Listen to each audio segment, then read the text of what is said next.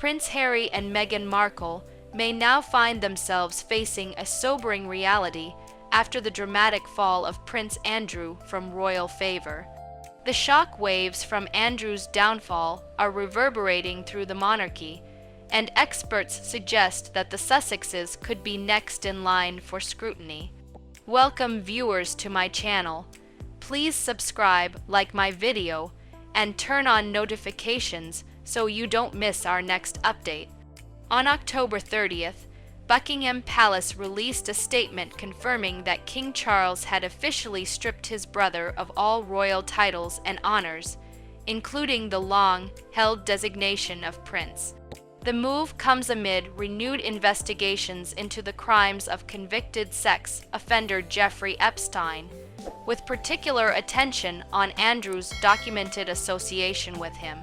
This represents a historic and humiliating loss for the Duke of York, who now faces a drastically altered position within the royal family. Following the announcement, Andrew will be formally referred to by his birth name, Andrew Mountbatten Windsor. In addition to losing his titles, he has been ordered to relinquish the lease on the Royal Lodge, the Windsor estate he had called home, forcing him to vacate the residence and confront an uncertain future outside the privileges of royal life. The measures mark a stark warning of how quickly royal favor can evaporate under the weight of scandal. Royal commentators are already speculating on the wider implications, particularly for Harry and Meghan. In a column for the Daily Mail, Morn Callahan suggested that the Sussexes could face a similar fate. She wrote, "The sun begins to set over Montecito permanently.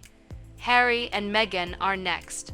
Callahan argued that Prince Andrew's removal may have been a strategic move by Prince William, clearing a path toward the Sussexes while presenting Andrew as the initial target. According to Callahan, if William could persuade the traditionally cautious King Charles to disown his own brother, it raises the question of whether Harry's status as Prince and Duke of Sussex might also be in jeopardy. The commentator painted a grim picture for Meghan, suggesting that she could suffer a fate similar to that of Sarah Ferguson, Andrew's ex-wife, who was largely cast aside in the aftermath of her own scandals. Callahan speculated that Meghan could be relegated to the margins, pursuing commercial ventures or public appearances far from the royal spotlight. The column closed with a dramatic flourish, imagining a scenario in which the Sussexes are permanently distanced from royal influence and prestige, their future tied to brand deals and public appearances rather than titles and ceremonial duties. The narrative frames the fallout as a cautionary tale of how the British monarchy can swiftly recalibrate its inner circle, reminding royals that no position is immune to scrutiny or sanction. In the wake of Andrew's fall, Harry and Meghan may now face renewed pressure to justify their place within the royal framework, or to accept a life defined not by inheritance and ceremony, but by public perception and personal enterprise. The saga continues to unfold, and the world watches closely to see if the Sussexes will maintain their foothold or follow in Andrew's footsteps. Stripped of the privileges that once defined them, the British royal family has always existed under a microscope, every gesture scrutinized, every word recorded, every scandal magnified by the relentless glare of public attention. Yet, even by the lofty and often unforgiving standards of monarchy, what unfolded on October 30th sent shock waves through the palace corridors and beyond.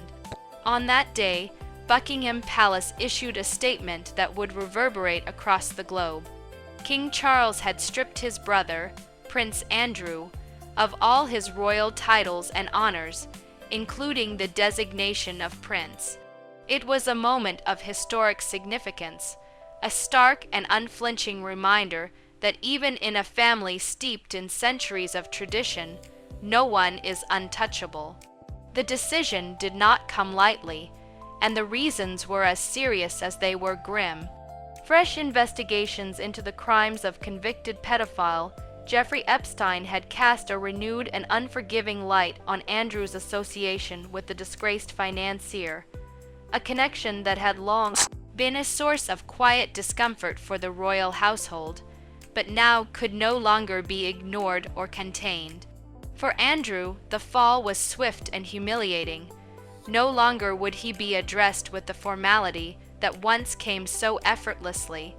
No longer would he command the difference of ceremonial functions or the implicit reverence of his titles. From that day forward, he would be known simply as Andrew Mountbatten Windsor, a man stripped of centuries of royal privilege and recognition. Beyond the titles, the consequences were tangible and immediate.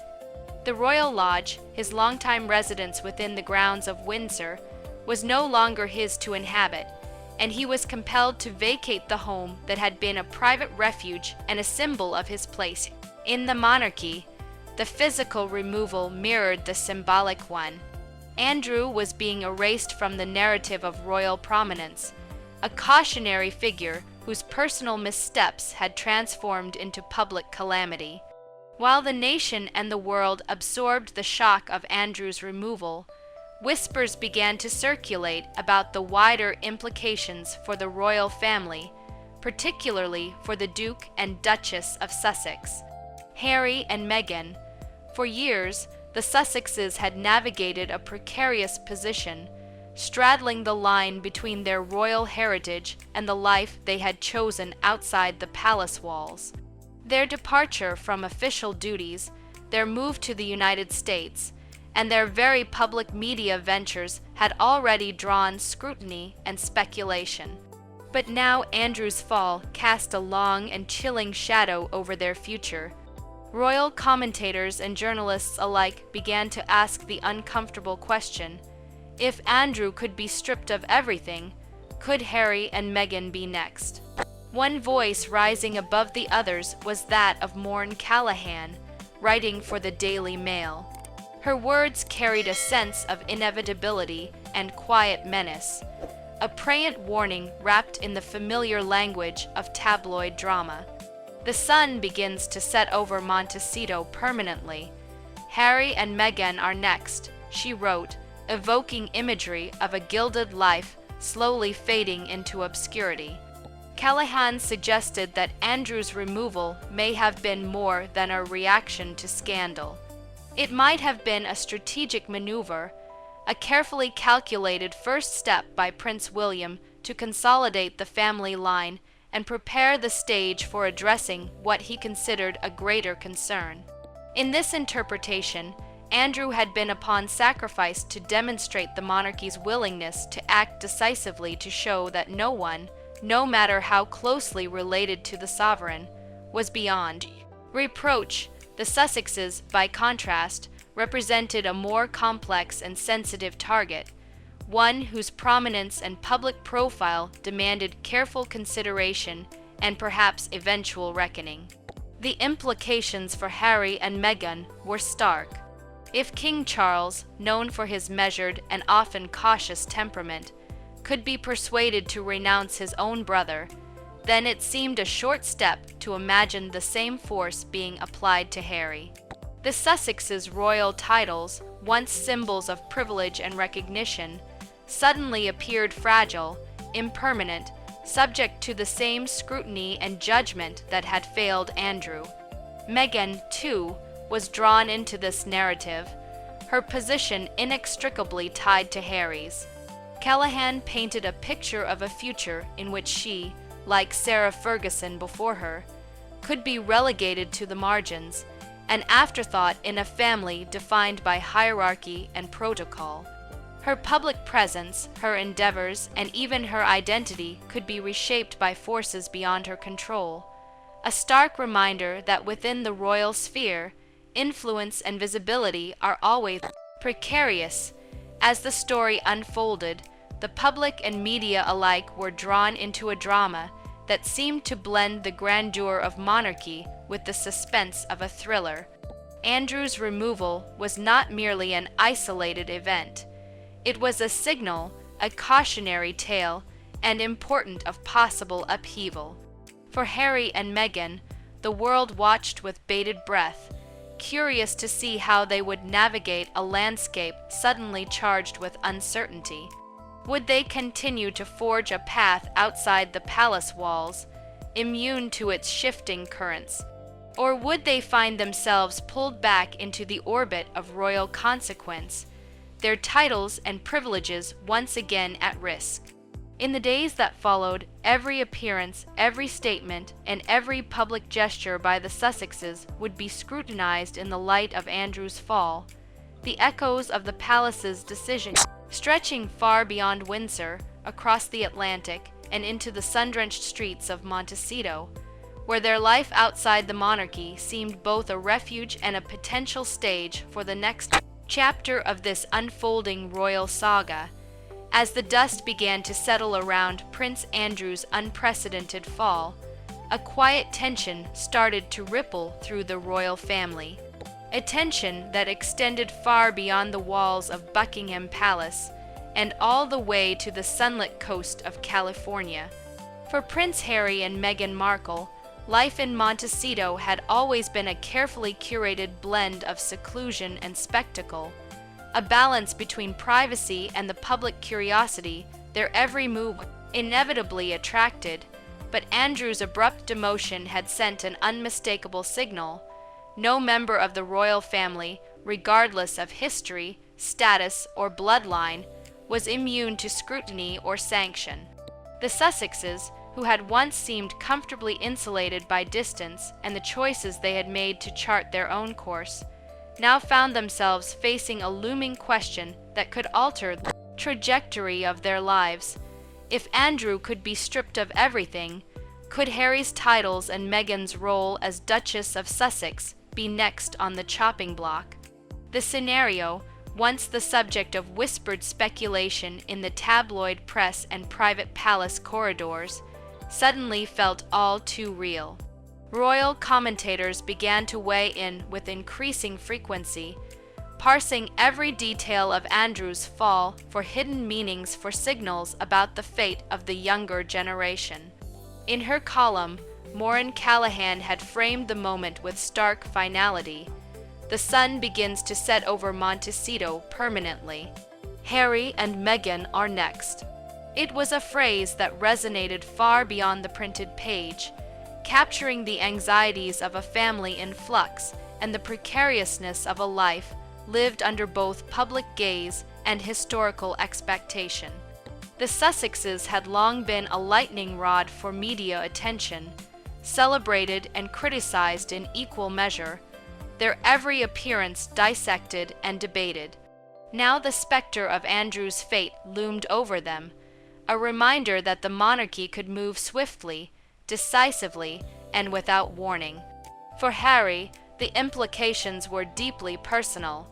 Born into a world defined by duty and tradition, he had made conscious choices to distance himself from the structures that had shaped his upbringing.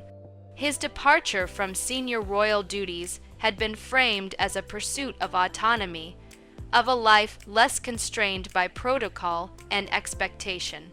Yet Andrew's public disgrace cast a shadow over that freedom, suggesting that royal titles and privileges were not simply ceremonial, but contingent, vulnerable, and capable of being revoked at the discretion of the crown. The memory of Andrew, once an emblem of status and influence, now reduced to Andrew Mountbatten Windsor, must have lingered in Harry's mind. A cautionary reflection of what could happen when public scrutiny collided with personal missteps. For Meghan, the situation was equally fraught. The Duchess of Sussex had long navigated the intersection of fame, media, and monarchy, her presence in the royal sphere a source of fascination and at times vitriol.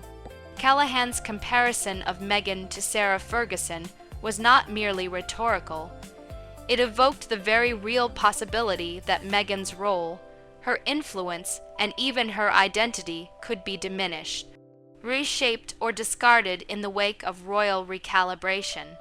Like Ferguson, she could be rendered peripheral, her prominence subject to the imperatives of a family determined to maintain its image, discipline its ranks, and protect its legacy at any cost. The Sussexes' lives, once marked by ambition and visibility, could suddenly pivot toward obscurity, their public endeavors becoming the only remaining markers of status in a world that no longer recognized them as royalty in full. The tension was palpable, an invisible force pressing down on the couple, even across the Atlantic. While Montecito offered physical distance, it could not shield them from the intricate web of familial expectations, media scrutiny, and public judgment that defined the monarchy.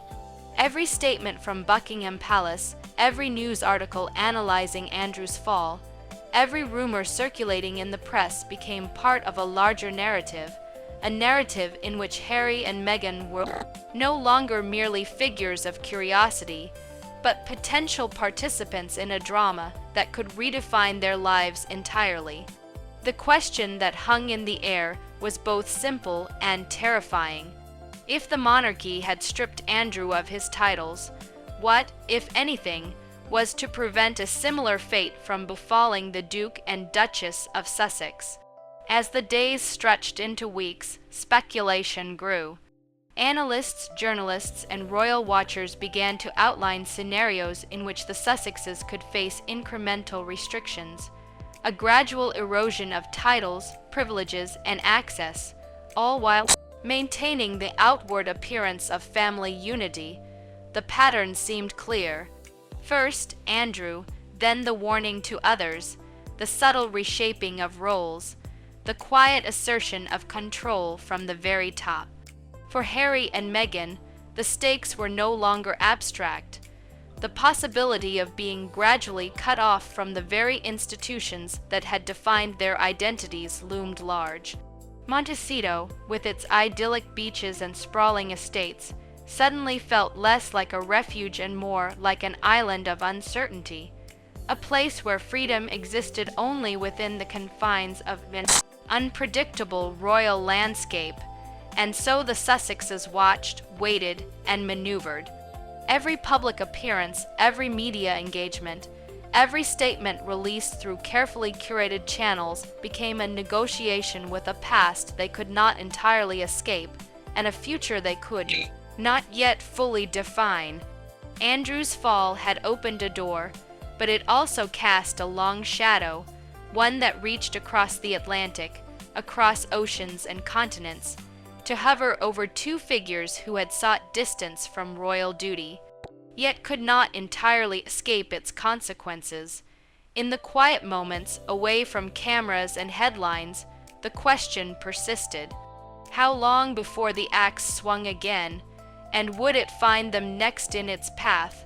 The answer remained uncertain, but one thing was clear. The world was watching, and the Sussexes' next move could define not only their own destinies, but the evolving narrative of the modern British monarchy itself. As the autumn sun dipped lower over Montecito, casting long shadows across the sprawling estates where Harry and Meghan had begun to carve out a life of their own, the echoes of Buckingham Palace's decision continued to reverberate across the Atlantic. The fall of Prince Andrew was no longer a distant headline or a momentary scandal.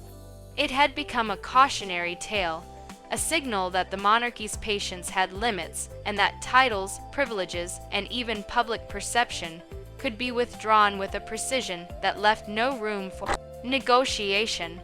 For the Sussexes, the implications were undeniable. The life they had painstakingly constructed, one that balanced privacy, wealth, and a carefully managed public image, suddenly felt far more fragile than ever before. The question that had begun as idle speculation was now urgent, unavoidable, and profoundly personal. If Andrew, a man of decades-long service, could be stripped of everything, how long could Harry and Meghan continue to operate in the realm of royalty without consequence? Inside the palace, conversations were undoubtedly underway that the public would never hear. Advisors whispered in hushed corridors. Strategies were debated behind closed doors, and every decision was weighed against the potential for public backlash and the preservation of the royal family's reputation. For Prince William, Andrew's removal was not only a matter of crisis management, but a demonstration of authority, a signal to all corners of the family that missteps, alliances, or media stormed could have tangible, irreversible consequences. In this environment, Harry's independence, and by extension, Meghan's influence could be perceived as a liability. Their distance from the royal fold, their outspoken public appearances, and their media ventures had long irritated palace insiders who valued discretion, obedience, and unity. The Sussexes' choices, once tolerated as a form of individual expression, might now be reframed as acts of defiance that required a response. Publicly, Harry and Meghan maintained an aura of calm, continuing their philanthropic work, media appearances, and commercial projects. Yet, beneath the surface, there was undoubtedly a sense of unease. Every interview, every public statement, every new initiative, whether it was a charitable foundation, a media deal, or a personal memoir, was subject to interpretation, to speculation, and to scrutiny from a royal establishment that had made it clear that titles and privileges were conditional. Meghan's ventures, once framed as entrepreneurial and empowering, could now be cast as evidence of detachment from royal responsibility, a subtle reframing that positioned her as collateral in larger story of family discipline. In this narrative, Harry too risked being reduced from a prince of the realm to a figure defined by past honors and present limitations. His very identity tethered to a crown that could revoke it at any moment. Analysts in the media began to explore hypothetical scenarios with an intensity bordering on obsession. Headlines speculated on the erosion of the Sussexes' titles, the potential withdrawal of royal funding, and even the quiet diminishment of ceremonial roles. Commentators drew parallels to Andrew's fall, noting the swiftness with which privileges had been rescinded and homes reclaimed, the speed at which public favor could turn, and the cold pragmatism with which the monarchy protected its image. For Harry and Meghan, the lesson was clear. Distance and personal success offered no immunity, and their carefully curated independence was subject to the same forces that had humbled Andrew. Meanwhile, the couple's life in Montecito became a balancing act between freedom and caution. Surrounded by the Pacific's glittering waves in California's sun-soaked hills, they sought solace in family, in friends, and in creative projects that allowed them to maintain relevance while navigating a world that could turn hostile without warning. Yet the shadow of the palace loomed large, a reminder that influence and privilege were always negotiated, that titles could vanish as easily as they had been bestowed, and that a life outside the monarchy was never truly free from its long reach. Each media appearance, each philanthropic announcement, and each public gesture became a subtle negotiation, a careful calibration designed to maintain their dignity while avoiding the perception of defiance that might provoke action from the royal establishment. As the days passed, speculation became a near constant undercurrent. Social media, news outlets, and royal watchers dissected every photograph, every statement, and every rumored interaction with the palace. The Sussexes were no longer merely public figures. They were symbols, markers of a modern monarchy, grappling with tradition, scandal, and the shifting expectations of the global audience. The world watched rapt as the couple navigated their existence on the knife edge of autonomy and oversight, their every choice reflecting not just personal ambition, but a delicate negotiation with history, family,